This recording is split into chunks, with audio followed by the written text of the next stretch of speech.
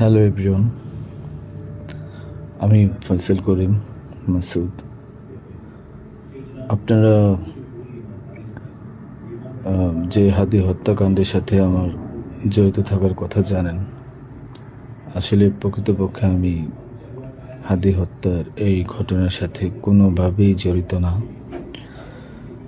এটা একটা মিথ্যা বানোয়াট, একটা চক্রান্ত, যার কারণে আমি দেশ ছেড়ে চলে আসতে বাধ্য হয়েছি। আমি দেশ ছেড়ে চলে এসেছি এখন দুবাইতে আছি। আমার দুবাইয়ের 5 বছরের মাল্টিপল ভিসা ছিল। যেভাবে হোক অনেক কষ্ট করে দুবাই চলে এসেছি। আর আপনারা এই হাদি হত্যাকাণ্ডের জন্যে মিথ্যাভাবে আমার ফ্যামিলির সবাইকে জড়াইছেন। তাদের কোনো দোষ নেই, তাদেরকে আপনারা সবাই মিথ্যা হয়রানি করছেন। যেভাবে পারছেন সেভাবে অত্যাচার করছেন।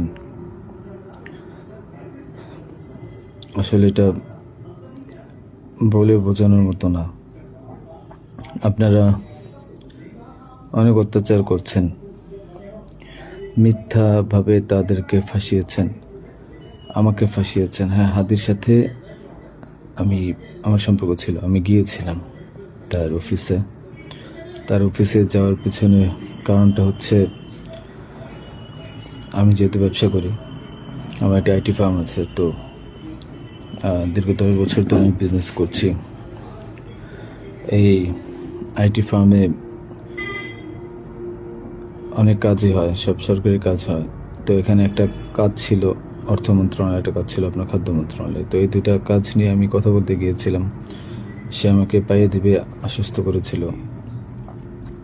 আমি তাকে 5 লাখ টাকাও দিয়েছি, অগ্রিম চেয়েছিল।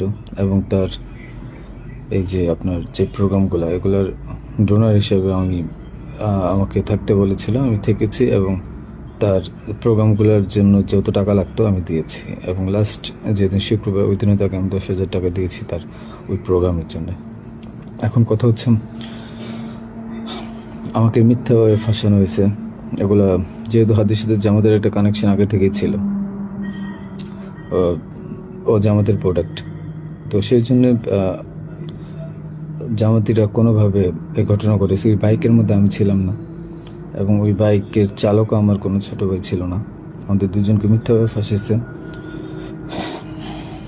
এখন কি বলবো, এই জন্য আমার পরিবার ভুক্তভোগী।